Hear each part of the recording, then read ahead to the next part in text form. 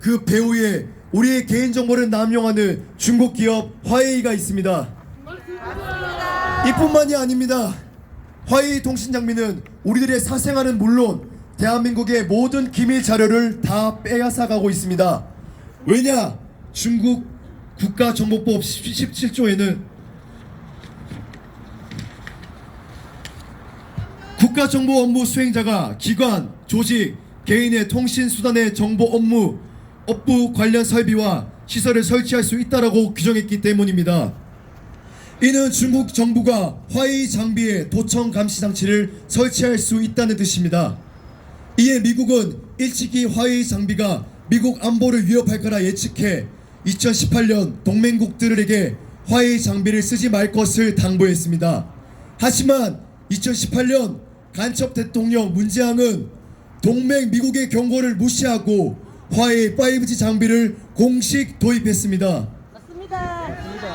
보안 문제 없다고 국민들을 속여가면서까지 말입니다. 그리고 무슨 일들이 일어났겠습니까? 미국 법무부가 영업기밀 탈취, 은행 사기, 사법방해 등의 13개 혐의로 중국 화웨이에게 소송을 걸었습니다. 또한 화웨이 장비를 쓰는 국가에 미군 파병과 군사정비 배치를 재검토하는 법안까지 통과시켰습니다. 왜 그렇겠습니까? 화웨이가 중국 공산당의 앞잡이가 되어 동가 정보를 훔쳐가기 때문입니다. 그리고 결정적으로 부정선거, 이제 사전투표소, 통신망 장비가 뭔지 예측이 가실 겁니다. 맞습니다. 바로 화웨이가 선관위 배후에 있어 우리 소중한 표를 훔쳤습니다. 여러분, 선관위 비밀번호 다 아시죠? 네, 1, 2, 3, 4, 5입니다. 그런데 이 1, 2, 3, 4, 5가 왜 나왔는지 아십니까? 아무나 쉽게 들어오라고. 바로 중국 정부 민원번호가 1, 2, 3, 4, 5이기 때문입니다. 이것이 선관위 배후에 중국이 있다는 증거가 아니고 무엇이겠습니까? 여러분, 그런데 우리가 빼앗긴 주권이 투표권뿐만이 아닙니다. 우리의 눈과 귀를 가리는 것이 누구입니까? 우리에게 진실을 왜곡하고 호도하는 이들이 누구입니까? 반국가 세력을 위해 목소리를 내는 이들이 누구입니까? 바로 언론입니다. JTBC의 1,000억원 투자 유치, 민노총의 조중동 잠식, 중국몽 문재앙의 한겨레 설립 2억원 쾌척 뿐만 아닙니다. 중국 우마오당 4천만 여론 조작, 댓글 조작, 친중 좌파 연예인 지원, 우파 연예인 죽이기, 반일 반미 정서 조작, 우리가 보는 인터넷 뉴스 댓글들, 탄핵을 옹호하는 연예인들, 이게 모두 중국인들의 소행입니다. 맞습니다. 이것은 알 권리의 침해를 넘어 진실을 왜곡하여 우리의 판단을 흐리게 하는 것입니다. 맞습니다.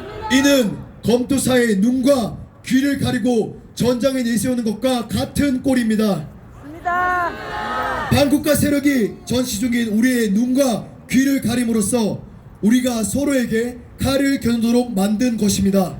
맞습니다. 잘한다. 잘한다. 뿐만 아닙니다. 그들은 우리가 피땀 흘려 번 돈을 훔쳐가고 있습니다. 여러분, 한창 흑수저와 금수저 이론이 화제였습니다. 계급 갈라치기가 시작됐었습니다. 하지만 그 뒤에는 우리가 알지 못하는 또 다른 계급이 있습니다. 바로 금수저 위에 화교수저, 화교 혜택입니다. 반국가 세력은 화웨이 기기를 들여 우리의 모든 기밀을 유출한 것도 모자라 중국인들의 법조계 진출 허용, 지방 선거권 부여, 화교들의 대입 특혜, 화교 출산금 지원, 화교 결혼금 지원, 화교 국공립 어린이집 영순위, 병설 유치원 영순위, 학교 장학금 지원, 공무원 특혜, 공공임대 주택 영순위, 공공분야 특별 공급, 부동산 무제한 대출, 상속세 없음, 60만원 상당의 백신 지원, 그 외에 수십 개의 특혜를 퍼주면서 한국 내 중국계 인사들의 힘을 키웠습니다. 화교들은 대한민국 국민들보다 더 많은 혜택을 받으며 노력 없이 부를 축적하고 법조계 의료계, 정재계에 진출해 대한민국을 장악했습니다. 교묘한 정책 공작을 통해 사태의 본질을 보지 못하게 하고 우리가 평생 그들을 위해 살게 만들도록 공조한 것입니다. 여러분, 촛불행동이라는 시민단체 아십니까? 이번 윤석열 대통령 탄핵 시위에서도 촛불 세력의 촛불행동이 필수적으로 등장하고 있습니다. 윤석열 정부 퇴진운동을 주도한 이 촛불 시위는 종북 좌파 세력이 정부 전복, 체제 전복을 위한 혁명 분위기를 고조시키는 핵심 수단입니다. 맞습니다. 2002년 12월에 일으켰던 효선 미선 사건 반미 촛불 시위, 2008년 5월 광우병 반미 촛불 시위, 2014년 세월호 촛불 시위, 2016년 말 촛불 시위, 과연 우연히 일어난 사건일까요? 아닙니다. 그리고 윤석열 당선 이후 대통령이 시임식을 하기도 전인 2022년 4월 19일 창설되어 2024년 12월 21일까지 120회에 달하는 탄핵 찬성 운동을 주도했습니다. 맞습니다. 이는 일주일에 한 번꼴로 윤석열 대통령을 부정하는 시위를 한 것입니다. 국민의 주권으로 부정선거조차도 이겨내고 국민의 선택으로 당선된 대통령을 김병훈이 잘한다. 부정해서 국민들이 얻을 것이 뭐가 있겠습니까? 우리가 주권 대통령을 잇는다면 가장 좋아할 이가 누구입니까?